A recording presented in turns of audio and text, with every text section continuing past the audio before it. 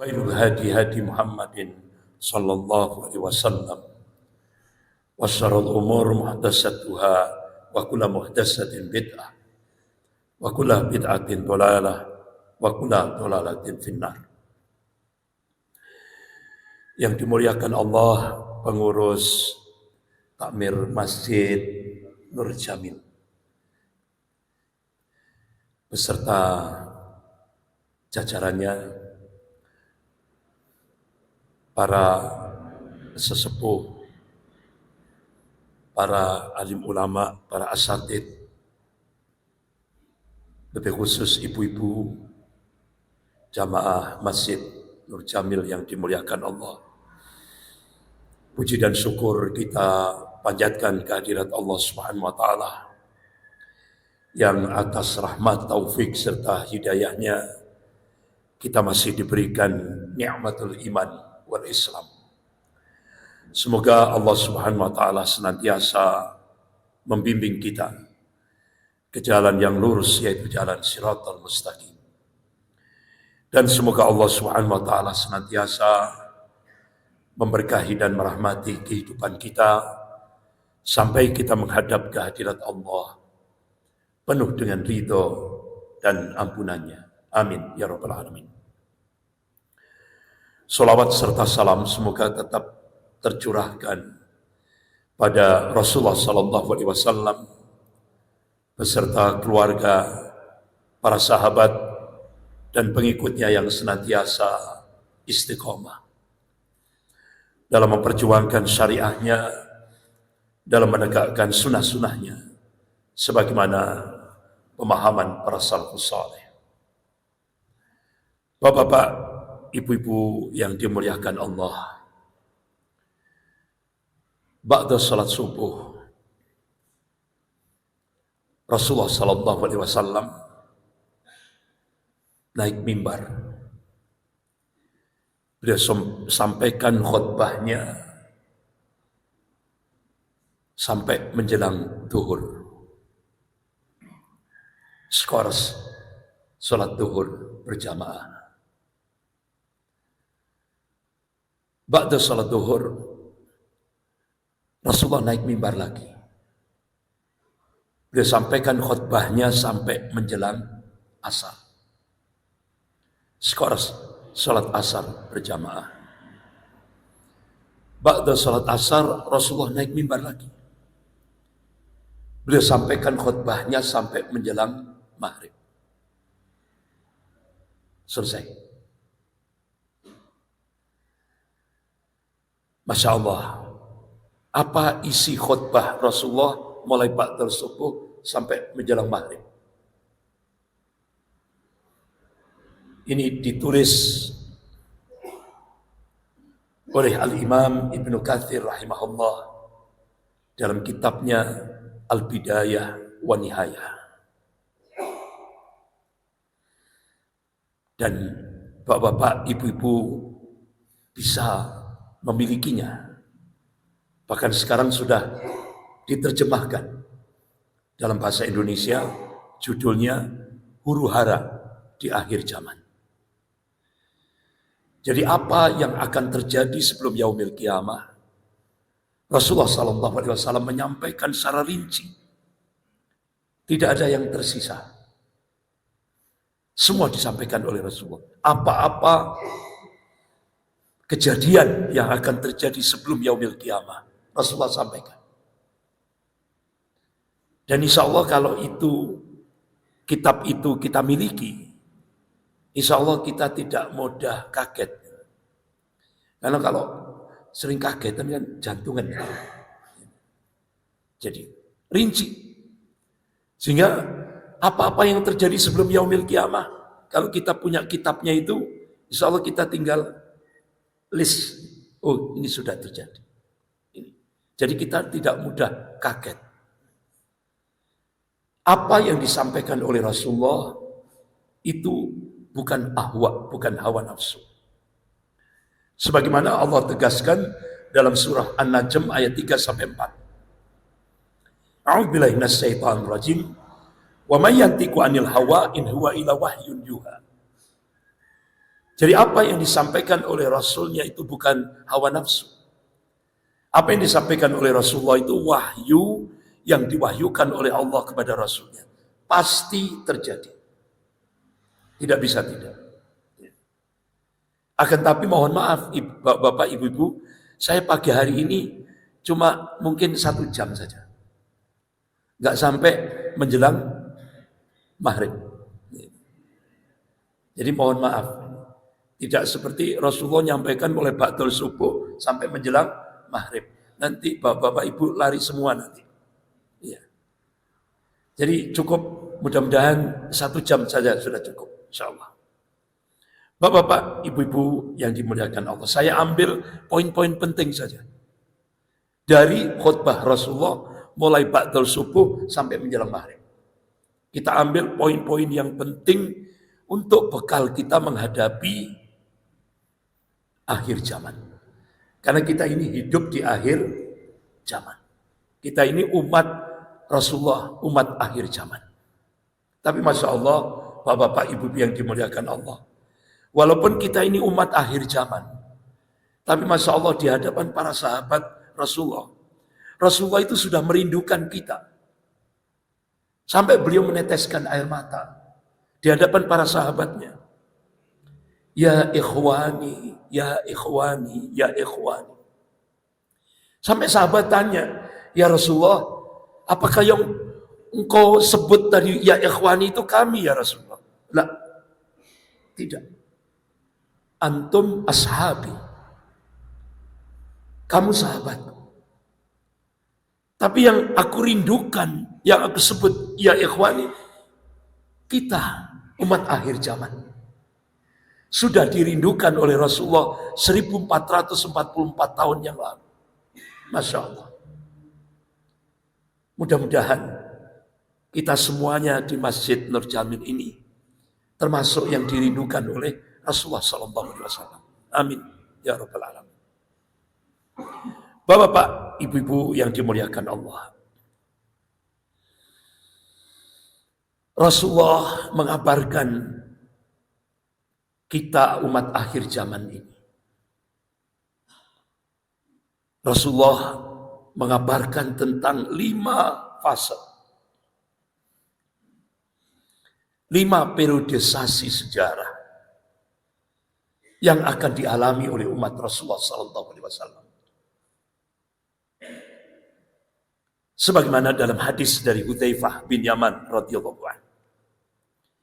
Qala Rasulullah SAW, takun nubuwah fikum masyaallah an takuna thumma yarfa'uha idza sya'yarfa'ha. Thumma takunu khilafatul alamin haji nubuwah. Fayakunu masyaallah an takuna thumma yarfa'uha idza sya'yarfa'ha. Thumma takunu mulkan 'adhan. Fayakunu masyaallah an takuna thumma yarfa'uha idza sya'yarfa'ha. Thumma takunu mulkan jabriyah. Fayakunu masyaallah an takuna thumma yarfa'uha idza sya'yarfa'ha. Thumma takunu khilafatul alamin haji nubuwah. Kemudian Rasulullah diam. Ini hadis riwayat Imam Ahmad. Jadi Rasulullah mengabarkan takun nubuwah fikum masyaallah an takuna thumma yarfa'uha idza sya'yarfa'ha. Akan datang kepada kalian masa nubuwah, kenabian. Coba kita lihat dalam kitab Sirah Nabawiyah yang ditulis oleh ulama-ulama Ahlus Sunnah. Itu kurang lebih sekitar 23 tahun. Baik periode Mekah kurang lebih 13 tahun. Periode Makkiyah, periode Madaniyah kurang lebih sekitar 10 tahun. Ini sesuai dengan apa yang dikehendaki oleh Allah Subhanahu wa taala. Kemudian Allah angkat jika Allah menghendakinya. Tsumma takunu khilafatu alamin haji nubuwah. Fayakunu masyaallah an takuna tsumma yarfa'uha idza sya'yarfa'ha. Kemudian Allah munculkan periodisasi sejarah yang kedua, yaitu masa Khulafaur Rasyidin. Itu ditulis oleh Al-Imam Ibn Katsir rahimahullah dalam kitabnya Al-Bidayah wa Nihayah. Bahkan pakar sejarah dunia Islam, yaitu Syekh Profesor Dr. Ali Muhammad As-Salabi. Jadi masa Khulafaur Rasyidin mulai dari Khalifah Abu Bakar As-Siddiq radhiyallahu an, dilanjutkan Khalifah Umar bin Khattab radhiyallahu an, dilanjutkan Khalifah Utsman bin Affan radhiyallahu an, dilanjutkan Khalifah Ali bin Abi Thalib radhiyallahu an, itu kurang lebih sekitar 30 tahun. Ini sesuai dengan apa yang dikehendaki oleh Allah Subhanahu wa taala. Kemudian Allah angkat jika Allah menghendakinya. Tsumma takunu mulkan adhan fayakunu masyaallah an takuna tsumma yarfa'uha idza sa'yarfa.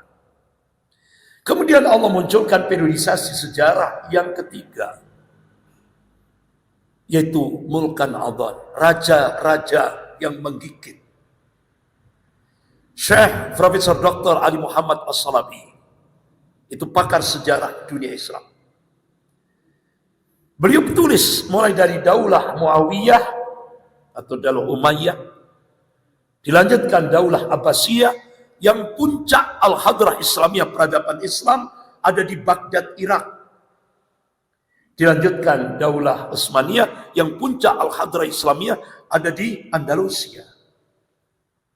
Di Andalusia, umat Islam membangun peradaban kurang lebih 800 tahun.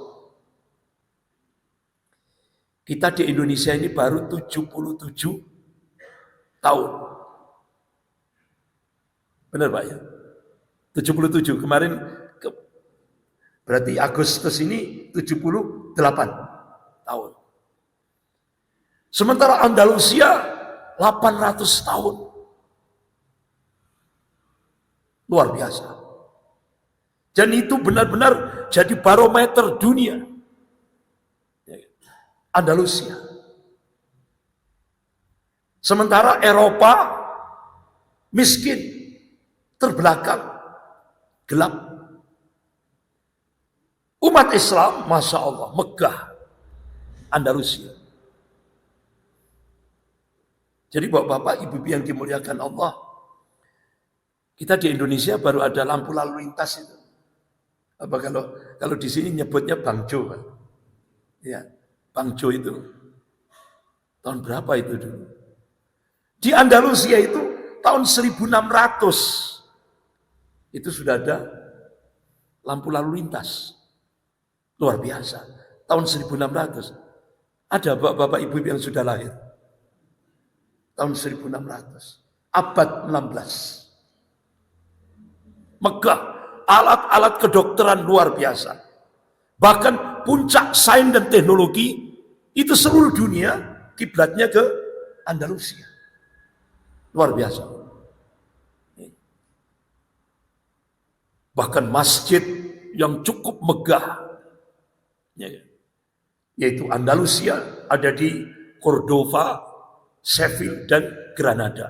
Luar biasa. Masjidnya megah.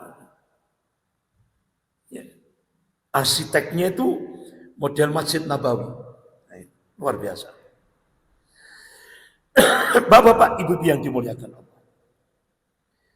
Ini sesuai dengan apa yang dikehendaki oleh Allah. Itu ditulis oleh Syekh Profesor Dr. Ali Muhammad As-Salabi, itu kurang lebih masa mulkan adhan ini kurang lebih 1300 tahun. Jadi Rasulullah SAW ngabarkan kepada umatnya, jadi golongan mukmin ini pernah memimpin dunia ini sepanjang 1353 tahun. Panjang sekali. 1353 tahun. Dan ini diakui oleh pakar-pakar sejarah, baik dunia Islam maupun dunia Barat. Salah satu di antaranya pakar sejarah dunia Barat, yaitu Arnold Toynbee. Itu orang Britania, Inggris. Jadi dia nulis buku jadi bestseller. Judulnya Civilization on Trial, ujian atas peradaban. Jadi dia tulis ini. Jujur dia sebagai pakar sejarah dunia barat. Itu terkenal Arnold Toynbee. Jadi dia tulis, Islam ini pernah memimpin dunia ini sepanjang 1353 tahun. Padahal dia ini seorang kafir yang kafah. Apa kafir yang kafah itu? Sempurna kebenciannya terhadap Islam itu. Sempurna. Jadi dia sampai melakukan riset itu tahun 1954. 54. Dia tulis buku itu. Dia akui dunia Islam pernah memimpin dunia sepanjang 1353 tahun. Mulai masa Nabi sampai Andalusia. Habis itu dia tulis terjadilah perang salib. Episode yang pertama sepanjang 200 tahun. Muncul perang salib episode yang kedua sepanjang 600 tahun. Indonesia kena jatah 350 tahun oleh Belanda. Muncul lagi perang salib episode yang ketiga.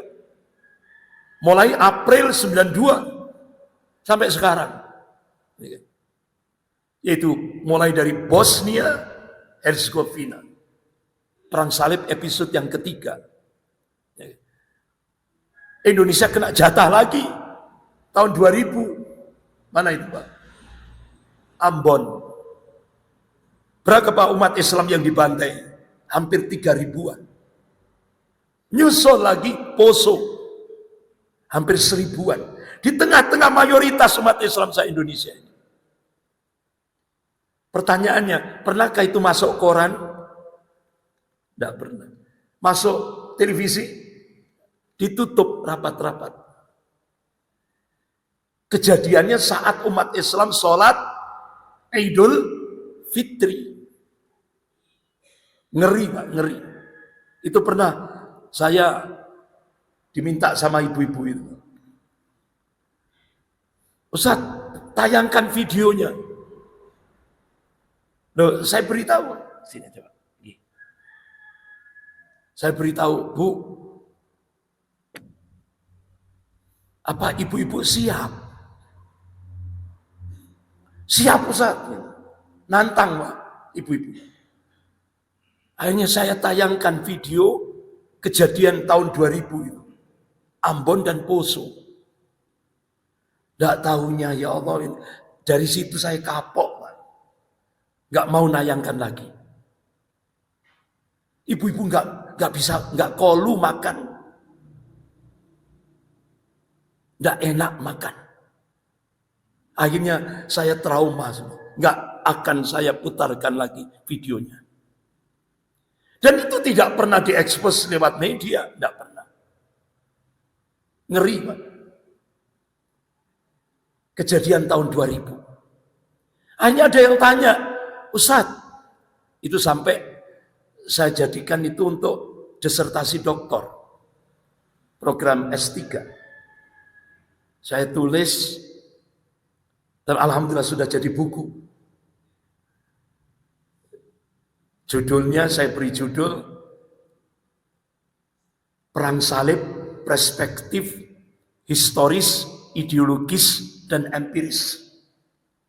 Alhamdulillah buku itu yang saya tulis itu dapat kata pengantar dari Ketua Majelis Ulama Indonesia Pusat, yaitu Kiai Haji Khalil Ridwan, bidang Komisi Fatwa.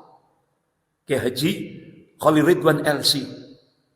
Kemudian saya dikasih kata pengantar lagi oleh Ketua Dewan Dakwah Islam Indonesia Pusat, yaitu Ustadz Suhada Bahri LC. Allahumma yarham. Bahkan ketika itu ternyata sampai juga di Mekah Al-Mukarramah. Waktu itu tahun 2010 ternyata sudah sampai di sana Pak. Saya diundang oleh seorang ulama. Tidak tahunya Beliau itu tempatnya di gedung Al-Mukhabarat. Apa Al-Mukhabarat itu? Intelijen Saudi Arabia. Jadi tidak tahunya saya masuk itu gedungnya BIN, Badan Intelijen Negara Saudi Arabia. Jadi ternyata itu tadi, ternyata buku saya sudah sampai ke sana. Itu diteliti, alhamdulillah mendapatkan respon ya, tentang sejarah Perang Salib itu. Dan itu sampai sekarang sejarah Perang Salib itu yang terutama di Al-Quds, di Masjidil Aqsa, itu sampai sekarang bisa kita lihat. Tapi saya ketika menyampaikan itu dituduh hoax, Pak. Itu hoax. Itu hoax. Akhirnya setelah 10 tahun saya difitnah hoax. Kan? Apa yang saya tulis itu dikira hoax. Padahal saya itu riset. Ya, program S3. Ya kan? Tidak sembarangan. Akhirnya setelah 10 tahun saya ditelepon oleh seorang takmir masjid itu di Batu, Malang. Telepon dia, Ustaz. Itu setelah 10 tahun saya mempresentasikan tentang buku yang saya tulis. Ternyata saya terbang ke Eropa, Ustaz.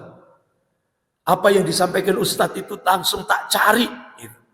Saya langsung turun di Republik Ceko. Saya cari kota Sedlec. Seperti yang disampaikan Ustaz itu. Di sana ada sebuah gereja katedral.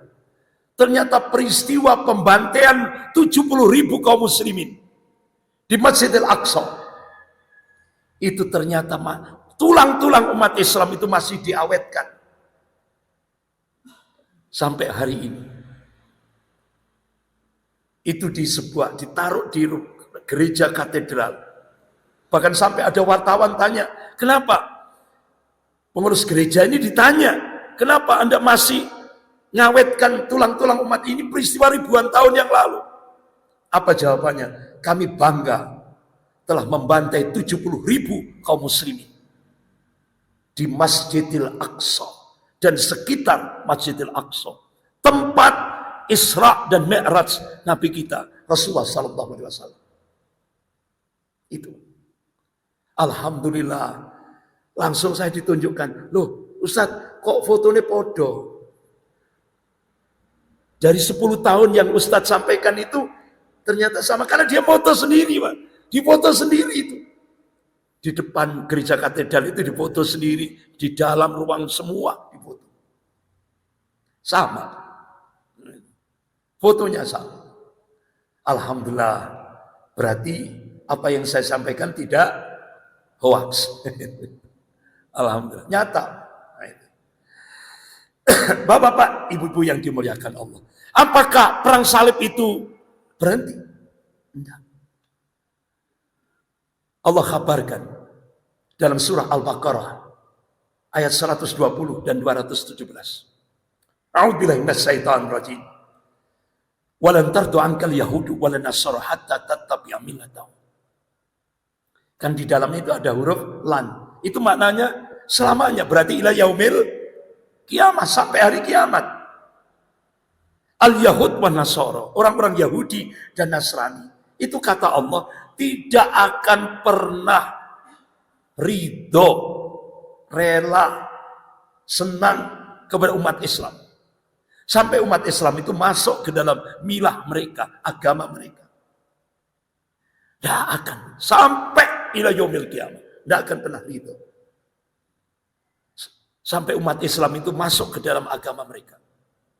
Allah tegaskan lagi dalam surah Al-Baqarah ayat 217. A'udzubillahi minasyaitonir rajim. Wa la yazaluna yuqatilunakum hatta yarudukum an dinikum in istata'u. Selamanya orang-orang kafir itu tidak akan pernah berhenti, kata Allah. Yuqatilunakum. Memerangi umat Islam. Hatta yarudukum an dinikum in istata'u. Sampai umat Islam ini murtad dari agamanya, seandainya mereka sanggup. Sampai seperti itu Allah kabarkan. Jadi bapak-bapak, ibu yang dimuliakan Allah, kalau ada orang kafir tidak memusuhi umat Islam, berarti patut dipertanyakan kekafirannya. Berarti kafirnya belum kafah.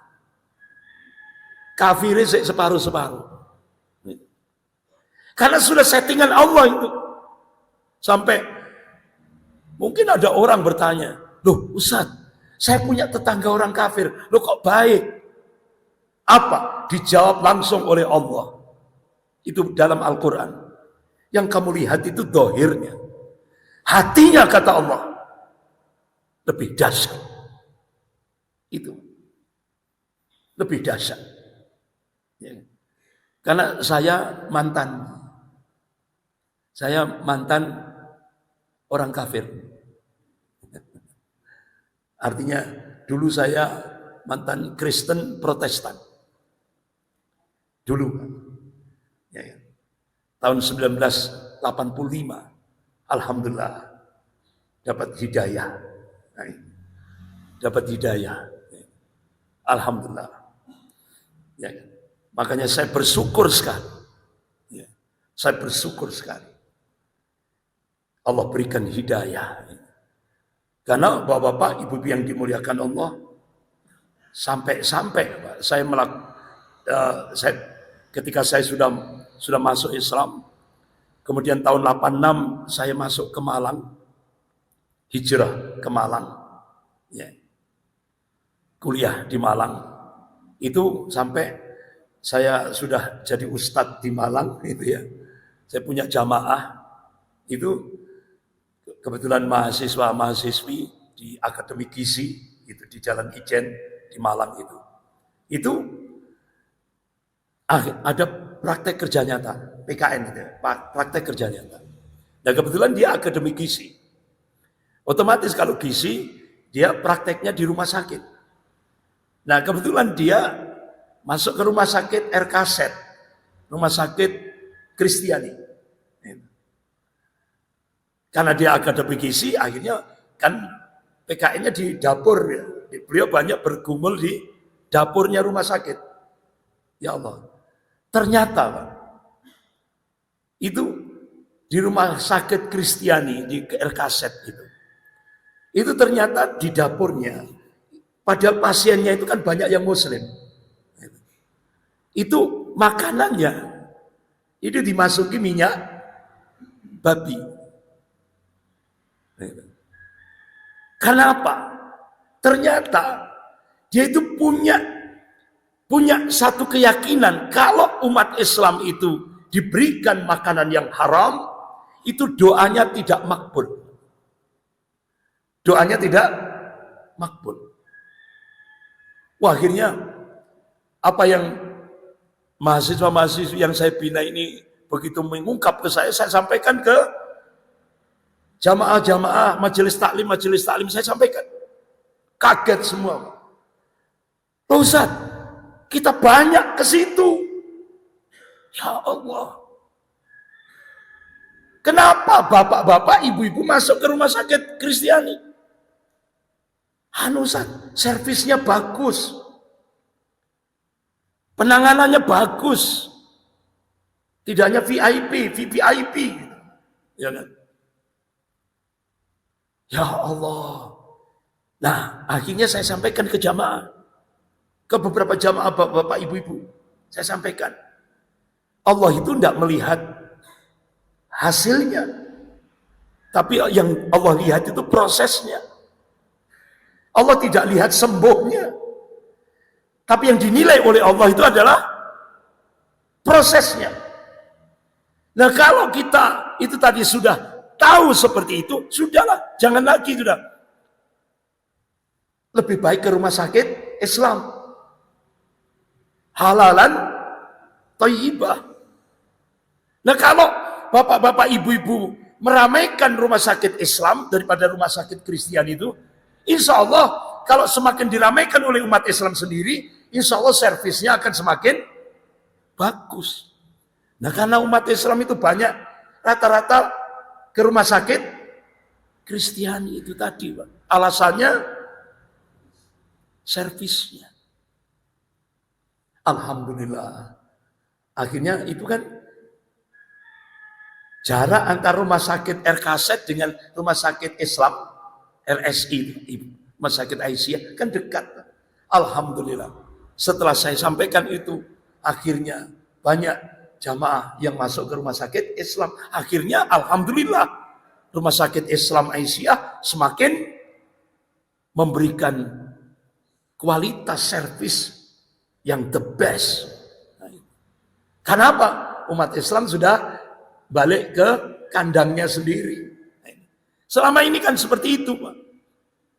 Padahal kita ini kan sudah diajari dalam agama kita wala barok, ya kan? Al-wala wal barok. Jadi kadang-kadang kita ini terlalu apa, Pak? Ya itu tadi. Pertimbangannya itu tadi. Servis dan sebagainya. Tidak dilihat dari sisi din, timbangan agama. Nah ini Bapak-bapak, Ibu-ibu yang dimuliakan Allah. Salah satu contoh. Nah, balik ke materi. Bapak-bapak, Ibu-ibu yang dimuliakan Allah. Kemudian Rasulullah mengabarkan, "Tsumma takunu mulkan jabriyah." Allah akan munculkan periodisasi yang keempat, yaitu mulkan jabriyah. Nah sekarang kita hidup di fase keempat. Ini, kita sekarang ini hidup di fase keempat. Dalam kitab Sahih Muslim, bab Al-Fitan wa Salatus Sa'ah, Rasulullah mengabarkan fase keempat ini dipenuhi dengan fitnah akhir zaman. Semakin hari semakin dahsyat. Qala Rasulullah sallallahu alaihi wasallam, "Yataqarbu zaman wa yanqusul amal wa yanqusu wa tadharu fitan." Yataqarbu zaman, zaman semakin mendekat. Artinya waktu semakin singkat. Wa yanqusul amal, amalan semakin sedikit. Kalau waktunya semakin singkat, amal kita semakin sedikit. Coba ibu-ibu dulu ketika masih remaja putri, dulu kan tidak terasa kan Bu? Padahal dulu masih jadi remaja putri, sekarang sudah jadi ibu-ibu. Setelah jadi ibu-ibu, nggak terasa sudah jadi nenek, kan tidak terasa. Waktu itu singkat. Dulu ibu ketika masih jadi remaja putri itu sholat tahajud itu masih berlama-lama, asyik, takarub ilallah. Sekarang, ya Allah, baru ke toilet, baru keluar sudah adzan subuh. Cepat waktu, semakin singkat. Wa yanqusul a'mal, amalan semakin sedikit. Wa yanqusu, kata Rasulullah, hasad, kedengkian itu semakin meluas di mana-mana. Wa tadharul fitan, dan fitnah itu akan meluas, akan bermunculan, dan semakin hari semakin melebar. Ini di mana kita hidup. Kemudian Rasulullah mengabarkan, "Tsumma takunu khilafatun 'ala minhajin nubuwah." Kemudian Rasulullah diam. Ini fase yang kelima. Ulama-ulama memprediksi, ulama-ulama ahlu sunnah memprediksi, ini kurang lebih sekitar 1500 Hijriah. Sekarang 1444 Hijriah, berarti kurang 56 tahun. Jadi bapak-bapak tinggal ngitung saja, sekarang umur berapa? Ditambah 56, nutup enggak kira-kira? Baru kita akan memasuki periodisasi sejarah yang kelima, yaitu masa Khalifatullah Al-Mahdi, Imam Mahdi. Rasulullah mengabarkan dalam kitab Sahih Muslim, beliau nanti Imam Mahdi ini akan dibaiat di depan Ka'bah. Di mana Rasulullah mengabarkan antara Hajar Aswad dan Makom Ibrahim di tengah-tengahnya. Beliau dibaiat di situ. Dan Rasulullah perintahkan pada umatnya seluruh dunia agar berbaiat kepada Khalifatullah Al-Mahdi, Imam Mahdi. Tapi Pak, Rasulullah ngasih kabar dalam kitab Sahih Muslim bab Al-Fitan wa Asyratu Sa'ah. Tanda-tanda munculnya Imam Mahdi. Itu seluruh dunia dipenuhi dengan kezaliman, kesewenang-wenangan, ketidakadilan, kebobrokan moral, wazalazil, dan gempa-gempa. Itu. Dan sekarang masih seperti masih belum. Jadi kesewenang-wenangan, ketidakadilan, kebobrokan moral. Dan sekarang masih nampak, sudah mulai tanda-tandanya sudah mulai nampak. LGBT. Ini kan kebobrokan moral yang paling bobrok. Lesbi, gay, bisex, dan transgender. LGBT. Sampai-sampai seorang pendeta di Indonesia, Pak. Seorang pendeta di Indonesia, itu videonya lagi viral itu, di medsos itu. Ada seorang pendeta di Indonesia. Saya bersyukur, alhamdulillah, di Indonesia ini mayoritas Muslim. Bersyukur pendeta ini, Pak. Kenapa? LGBT ditolak mentah-mentah oleh umat Islam.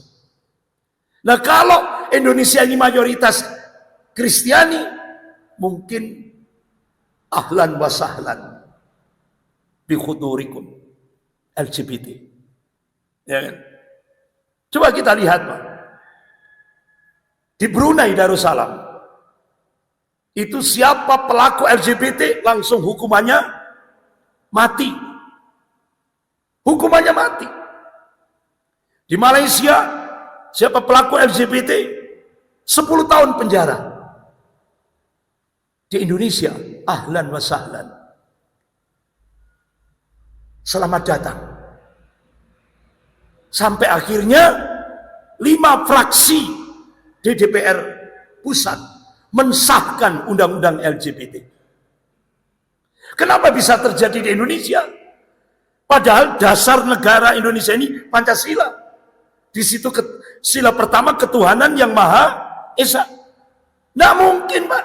Ini LGBT nggak bisa kalau kita kembalikan pada konstitusi negara. Tapi ternyata kenapa kok bisa gol undang-undang LGBT? Karena ternyata Indonesia kas negara kosong, yang paling banyak hutang. Sehingga akhirnya ketika kekuatan Zionis Yahudi Amerika ngiming-ngiming 500 juta US dollar, akhirnya diterima oleh Indonesia. Finishingnya 800 juta US dollar. Sehingga akhirnya undang-undang LGBT sah di negara Republik Indonesia. Bahkan sekarang bapak-bapak, ibu-ibu yang pernah digoncang dengan gempa Cianjur, itu komunitas LGBT-nya kurang lebih sekitar berapa itu? 1000-an. Ternyata yang tetangganya 3000-an. Mana itu? Setelah Cianjur ada lagi itu, Pak. 3000-an. Ya Allah. Bahkan sekarang komunitas LGBT itu sudah masuk anak-anak SD, Pak, di Indonesia. Bahkan infonya komunitas LGBT itu sudah masuk wilayah TNI Polri. Pangkatnya perwira. Astagfirullah. Akhirnya, makanya Pak, untuk ngerem itu, saya seringkali mohon izin itu, Pak, di beberapa masjid-masjid itu. Saya izin, mohon maaf saya pakai bahasa kasar. Karena nek gak dikasari ngono, gak mudeng gitu, Pak. Apa gak mudeng? Nggak dong gitu, Pak. Nggak connect gitu. Ya itu. Akhirnya saya pakai bahasa kasar. Jadi saya mohon izin, bapak-bapak, ibu-ibu. Seanjing-anjingnya anjing jantan, Itu pasti yang dicari anjing betina. Nah ini manusia loh, punya akal, punya nurani. Loh, terong kok yang dicari terong. Berarti kan lebih rendah dari anjing, Pak, ini. Pak. Ini sekarang, Pak, di Indonesia. Ngeri, ngeri. Astagfirullah. Ini masa. Ya. Makanya Bapak-bapak, Ibu yang dimuliakan Allah, ini sudah tanda-tandanya sudah mulai nampak. Nah, Bapak-bapak, Ibu yang dimuliakan Allah, Rasulullah SAW ketika duduk bersama sahabatnya Abdullah bin Umar radhiyallahu anhu, Rasulullah ngasih kabar, kalian nanti akan menyaksikan yang pertama, fitnatul ahlas. Sahabat tanya, ya Rasulullah, apa yang dimaksud fitnatul ahlas? Qala, hiya harabun wa harbun. Kalian nanti akan menyaksikan peperangan-peperangan dan pelarian, pengungsian. Kira-kira sudah terjadi? Sudah. Di kawasan Timur Tengah, di Afghanistan, Irak, Suriah, sampai sekarang. Mana itu? Ukraina. Ya. Bahkan sampai Rasulullah SAW mengabarkan, Pak, rincian, marhalah, tahapan-tahapan peperangan itu. Ini dalam kitab Al-Bidayah wa Nihayah. Jadi kalau Bapak nanti beli kitabnya itu, judulnya Huru-hara di Akhir Zaman. Penulisnya Al-Imam Ibnu Katsir. Beliau mufassir, ahli tafsir. Itu Rasulullah ngasih kabar. Qala Rasulullah sallallahu alaihi wasallam, "Tagzuna jaziratul Arab fayaqtahu Allah. Thumma Farisa fayaqtahu Allah. Thumma tagzunatur Rum fayaqtahu Allah. Thumma tagzunad Dajjal fayaqtahu Allah." Ini hadis sahih riwayat Muslim. Kalian nanti akan menaklukkan Jaziratul Arab. Ini ulama-ulama hadis menafsirkan diktator-diktator Sunni itu akan ditaklukkan dan Allah akan menaklukkannya. Coba kita lihat, apa sudah terjadi? Sudah. Apa yang dikabarkan oleh Rasulullah nyata. Mulai dari Tunisia, ada Ben Ali, diktator, tumbang, dan Allah menaklukkannya. Kemudian bergeser ke Libya, Muammar Gaddafi, tumbang. Kemudian bergeser ke Mesir, Husni Mubarak, tumbang. Kemudian bergeser ke Yaman, Ali Abdullah Saleh Ali, tumbang. Ini akan terus bergerak. Ini yang dikabarkan oleh Rasulullah. Salah satu dari fitnah-fitnah akhir zaman. Thumma Farisa fayaqtahu Allah. Kemudian kalian akan menaklukkan Persia dan Allah akan menaklukkannya. Artinya apa? Ulama-ulama hadis menafsirkan diktator Syiah Rafidah akan ditaklukkan. Tanda-tanda itu sudah mulai nampak. Thumma tagzunatur Rum fayaqtahu Allah. Kemudian kalian akan menaklukkan Rom. Rom itu ulama-ulama hadis menafsirkan. Di belakang Rom ada 80 arroyah. 80 panji. Artinya di belakang Rom ada 80 negara. Sebelum terjadi malhamah peperangan. Sekarang di belakang Rom 60 negara. Berarti kurang 20. Tinggal tunggu tanggal mainnya.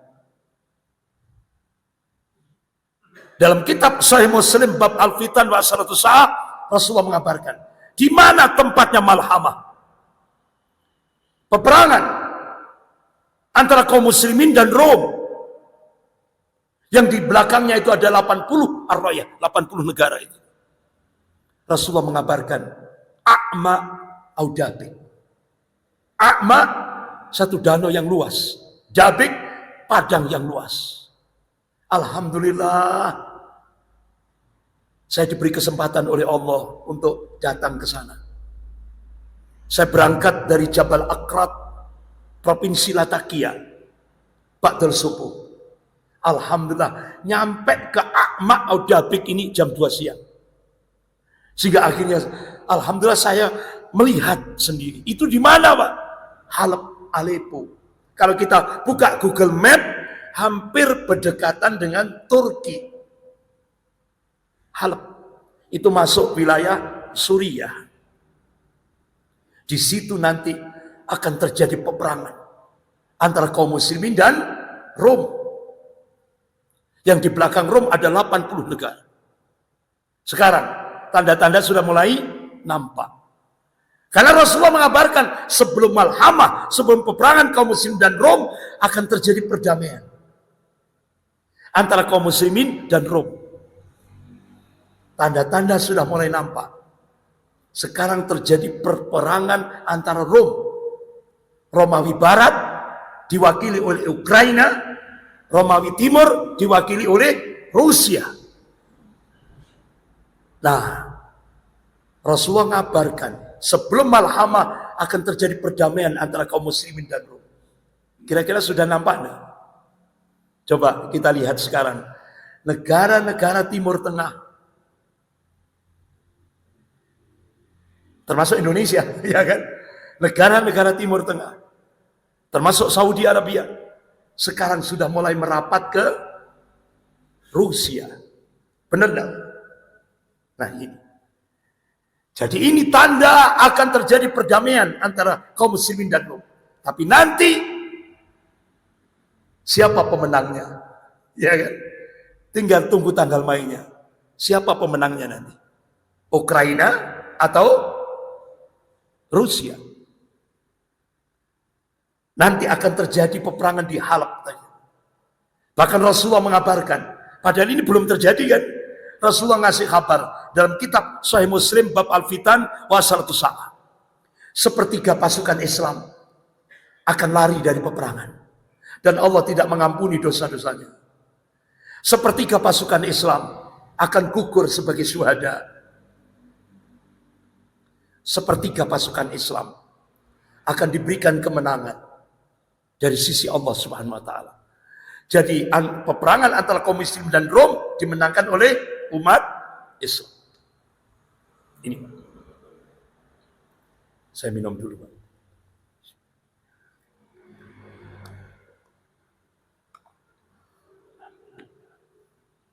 Bapak-bapak, ibu-ibu yang dimuliakan Allah. Setelah itu Rasulullah mengabarkan tsumma takzuna dajjal fayaqtahu Allah. Kalian akan menaklukkan Dajjal. Rasulullah mengabarkan dalam kitab Sahih Muslim, Al-Masih Dajjal itu nanti Allah akan munculkan di Asbahan. Mana itu Asbahan? Kalau kita buka Google Map, itu kota Isfahan, Iran. Jadi nanti Dajjal itu Allah akan munculkan di kota Isfahan, Iran. Nah kira-kira bagaimana kira-kira tanda-tanda itu sekarang muncul enggak? Sudah, Pak. Ada sebuah buku yang ditulis oleh Duta Besar Amerika untuk Iran. Dia tulis buku judulnya Mission to Iran. Ditulis di situ.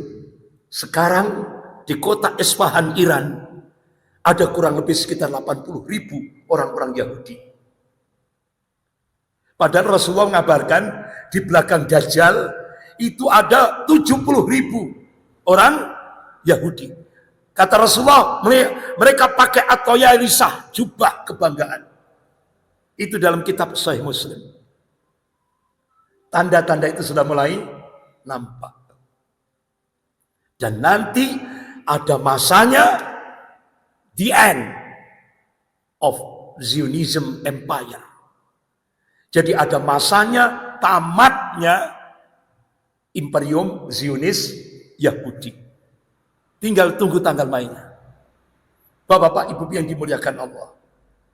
Rasulullah bersabda tentang masalah ini. Qala Rasulullah sallallahu alaihi wasallam, la taqum sa'ah, tidak akan terjadi kiamat. Hatta tuqatil muslimun al-yahud. Hingga kaum muslimin memerangi Yahudi. Sekarang Yahudi memerangi umat Islam. Coba di Palestina, di Gaza, di Jenin, ya kan? Di tepi barat, Yahudi memerangi umat Islam tiap hari. Tapi nanti kata Rasulullah ada masanya umat Islam memerangi Yahudi. Sampai kata Rasulullah, di mana batu di belakangnya ada orang Yahudi, biidznillah, atas izin Allah, batu itu akan bisa berbicara dan memanggil, ya Muslim, ya Abdullah. Wahai kaum muslimin, wahai hamba Allah, di belakangku ada orang Yahudi. Faktulhu, bunuhlah. Kecuali pohon gharqad. Karena itu tempat berlindungnya orang Yahudi. Ini hadis sahih riwayat Bukhari wa Muslim. Nah, Pak, Ibu, orang-orang Yahudi sekarang di Israel percaya hadis ini, Pak. Jadi sekarang di Israel sibuk nanam pohon gharqad. Jutaan pohon gharqad ditanam. Nah, kalau orang kafir percaya hadis ini, kalau umat Islam tidak percaya, kebangetan itu, Pak. Berarti kebangetan. Kalau umat Islam tidak percaya itu. Ini orang Yahudi sekarang sibuk nanam pohon gharqad. Kenapa? Allah kabarkan dalam surah Al-Isra ayat 7. Nanti ibu-ibu buka di rumah. Surah Al-Isra ayat 7. Allah kabarkan. A'udzubillahi minasyaitonir rajim. Fa idza jawa'dul akhirah. Apabila datang hukuman Allah yang terakhir bagi bangsa Yahudi. Ini kalangan mufassir, ahli-ahli tafsir menafsirkan. Saat itulah Allah akan munculkan At-Taifah Al-Mansurah. Ahli tauhid di akhir zaman. Sebagaimana Rasulullah mengabarkan, kala Rasulullah sallallahu alaihi wasallam, la tazal ta'ifat min ummati dhahirin 'alal haq hatta taqumus saah. Ini hadis sahih riwayat Muslim. Akan senantiasa Allah munculkan di tengah-tengah umat Rasulullah ini At-Taifah Al-Mansurah. Dan dieksiskan oleh Allah di atas al-haq hatta taqumus saah, sampai hari kiamat. Ini janji Allah pasti. Jadi ahli tauhid di akhir zaman itu adalah At-Taifah Al-Mansurah. Kembali ayat itu. Kembali ayat itu, Bapak-bapak, Ibu yang dimuliakan Allah. Rasul Allah tegaskan, liyasu'u wujuhakum. Sehingga membuat gelap, muram wajah-wajah Yahudi. Liyasu'u wujuhakum. Membuat muram, apa kalau bahasa psikologinya? Shock, ketakutan. Shock. Waliyadkhulul masjid, kata Allah. At-Taifah Al-Mansurah ini akan kembali menguasai Masjidil Aqsa. Kama dakhaluhu awwala marrah. Mereka memasukinya seperti kala pertama dia memasukinya. Wal yutabbiru ma'al tadbira, kata Allah. At-Taifah Al-Mansurah ini akan menghancurkan semua yang dikuasainya dengan keras. Itu kalangan mufassir, ahli-ahli tafsir menafsirkan itulah yang disebut dengan Yaumil Ghadab, hari kemurkaan Allah pada bangsa Yahudi. Tinggal tunggu tanggal mainnya. Ada masanya. Ini. Nah, Bapak-bapak, Ibu yang dimuliakan Allah. Tidak terasa, kurang 10 menit. Ini, bapak-bapak saya percepat. Kemudian fitnatus sarra. Kemakmuran hidup. Jadi ini disinilah nanti akan terjadi peperangan, perebutan sumber daya alam. Kalau istilah sekarang ini perang asimetris, perang asimetris, perang nir militer. Kalau bahasa akademiknya perang nir militer, non militer. Tapi untuk memperebutkan sumber daya alam. Kalau dulu perang militer, ya kan? Sekarang perang nir militer, perang asimetris. Lewat apa? Proxy, proxy war. Lewat boneka. Contoh di Indonesia, Cina, Amerika, Cina untuk menguasai sumber daya alam di Indonesia cukup dengan proxy. Boneka. Boneka itu apa, Pak? Dan kalau bahasa kasarnya itu pengkhianat-pengkhianat bangsa. Pengkhianat-pengkhianat bangsa. Kalau dulu zaman Belanda itu apa? Bahasa kasarnya londoireng. Ya, Pak? Londoireng. Zaman kalau ditarik ke belakang zaman Pangeran Diponegoro, londoireng. Pengkhianat. Itu. Jadi sekarang Amerika dan Cina untuk merampas atau menguasai sumber daya alam di Indonesia itu pakai orang Indonesia sendiri, bonekanya. Benar enggak? Benar. Mulai dari Freeport, ternyata tambang emas terbesar setelah Freeport itu ada. Mana itu? Halmahera. Itu tambang emas yang lebih besar dari Freeport. Sekarang diparingaken sinten? Sinten, Pak? Cino. Tambang nikel terbaik seluruh dunia di Morowali diparingaken sinten? Cino. Newmont NTB diparingaken sinten? Cino. Astagfirullah. Sampai-sampai saya diundang, Pak. Saya diundang di Bontang, LNG Bontang. Itu kan pabrik gas terbesar itu kelas dunia itu, Pak. Bontang itu. Nah, saya diundang khutbah Idul Fitri. Kemudian terakhir kemarin pas Ramadan kemarin, 1 minggu, saya diundang di LNG Bontang bersama Kiai Jazir yang Jogo Garian, yang Ketua Dewan Suronya. Itu bersama beliau saya diundang di Bontang. Nah, ya Allah, ternyata Pak, Indonesia ini kaya raya. Jadi Bontang itu rutin untuk Indonesia itu 2.500 triliun dari Bontang saja. 2.500 triliun. Jadi kalau umpama Pak ya, kalau umpama ya, presidennya nanti dari jamaah masjid Nur Jamil gitu Pak ya. Itu insya Allah hutang Indonesia yang 7.700 triliun itu lunas. Cukup Bontang saja. Terus nanti musyawarah dengan takmir masjid, ya kan?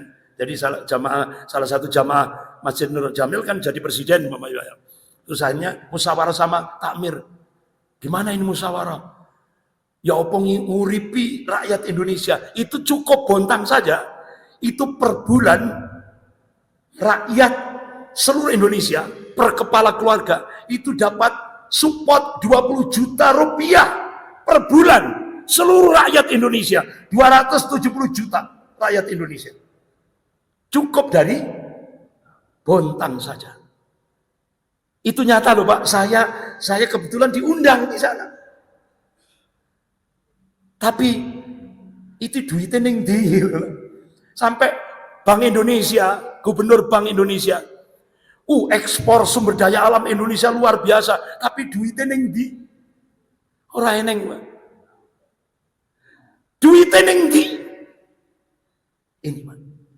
Jadi ternyata di Indonesia ini banyak pengkhianatnya daripada penyelamatnya. Itu bontang saja. Ya Allah. Makanya saya begitu diundang itu, ya Allah, ini nikmat Allah ini. Ya kan, karunia Allah gitu Pak. Itu baru bontang saja. Gak usah otek-otek, nikel, gak usah emas, enggak. Apalagi di tempat saya di Banyuwangi, saya lahir kan di Banyuwangi. Ini di Banyuwangi ini sudah terdeteksi gunung emas. Nah, itu luar biasa. Ya kan? Tapi ya itu tadi. Kemudian yang terakhir, kurang 5 menit. Fitnatud duhaimah. Apa fitnatud duhaimah? Itu fitnatud duhaimah itu kalau dalam bahasa Arab bentuk tasghirnya, pengecilannya dahma, artinya hitam, gelap. Itu bahasa kinayah, kiasan, fitnah kegelapan.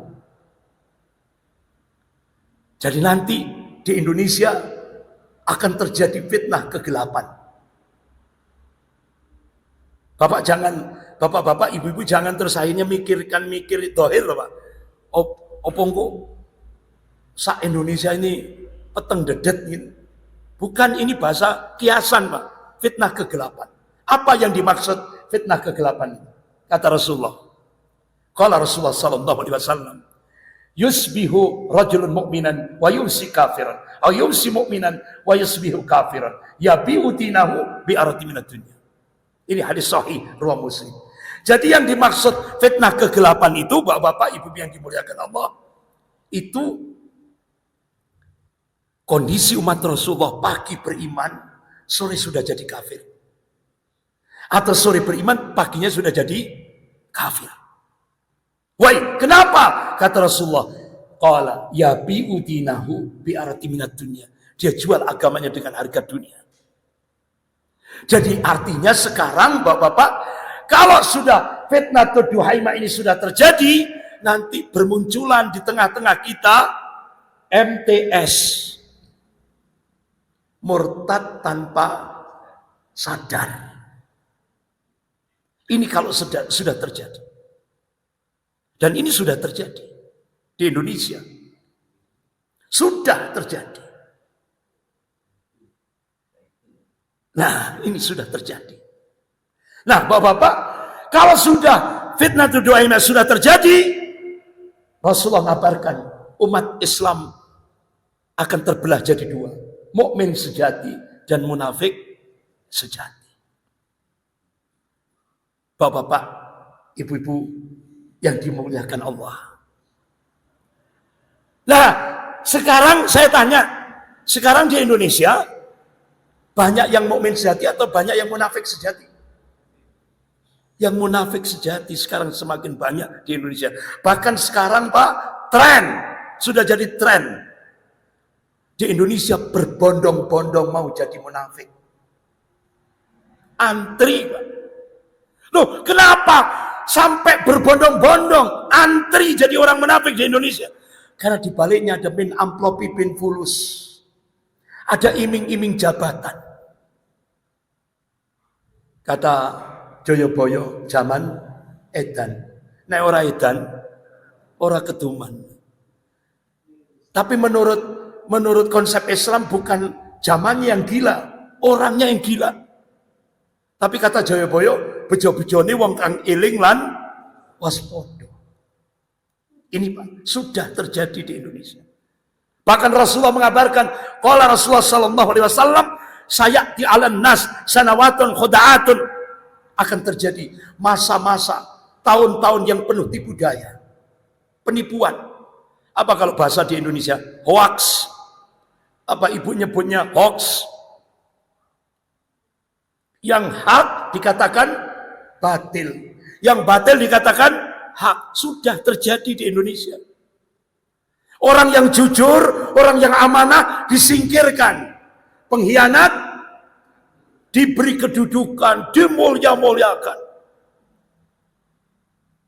Kalian nanti akan menyaksikan, kata Rasulullah, orang dungu dimulia-muliakan, ulama dilecehkan, dikriminalisasi. Sudah terjadi? Sudah.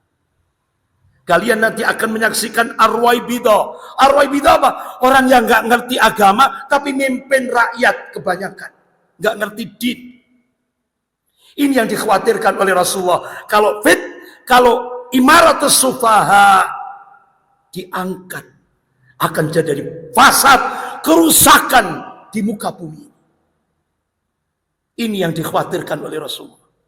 Oleh karena itu, bapak-bapak, ibu yang dimuliakan Allah, ayo kita diingatkan oleh Allah dalam surah Ar-Ra'd ayat 11. Sebagai penutup, kita diingatkan oleh Allah.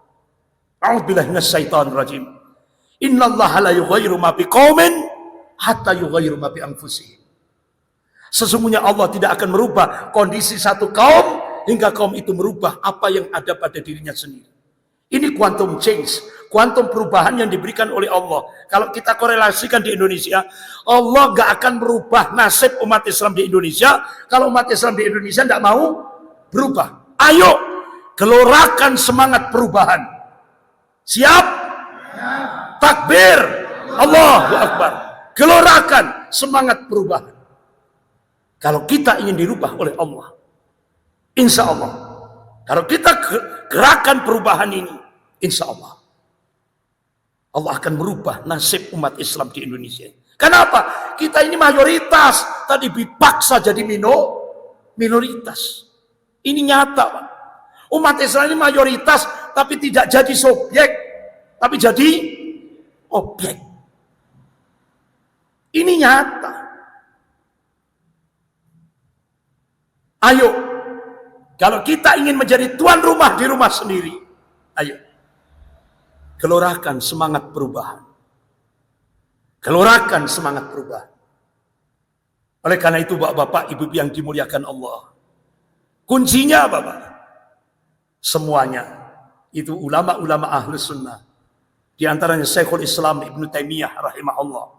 Beliau tulis kitab As-Siyasah As-Syar'iyyah. Bahkan kitab As-Siyasah As-Syar'iyyah itu disarah oleh Syekh Muhammad Al-Utsaimin rahimahullah. Beliau kibar ulama Saudiyah, Imam Masjidil Haram. Bahkan Imam Mawardi rahimahullah, beliau tulis kitab Al-Ahkamus Sultaniyah. Bagaimana syariat Islam ini mengatur penyelenggaraan sebuah negara. Bahkan Al-Imam Al-Ghazali memberikan satu kesimpulan. Rusaknya umat karena rusaknya penguasa. Rusaknya penguasa karena rusaknya ulama. Rusaknya ulama karena hubud dunia. Nah ini. Oleh karena itu Al-Ghazali bersama muridnya Syekh Abdul Qadir Jailani. Ini muridnya Al-Ghazali. Memilih pemimpin itu kewajiban syar'i, bukan rasio. Memilih pemimpin itu masuk wilayah akidah, bukan muamalah. Alhamdulillah, kita bersyukur.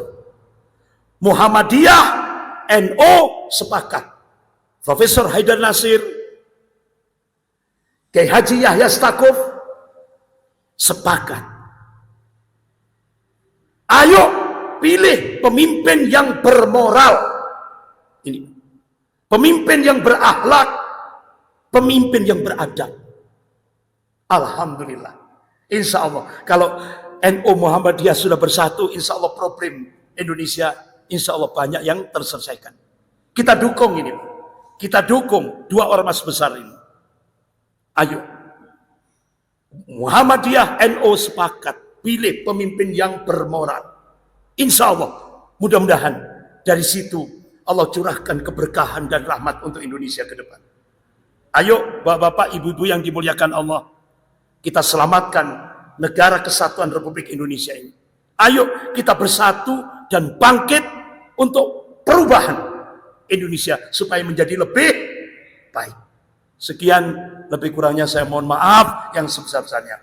Sampai korupsi 10 menit. Sekian, kita akhiri dengan doa kafarat majelis. Subhanakallahumma wa bihamdika asyhadu an la ilaha illa anta astaghfiruka wa atubu ilaik. Wabillahi taufik wal hidayah. Wassalamualaikum warahmatullahi wabarakatuh.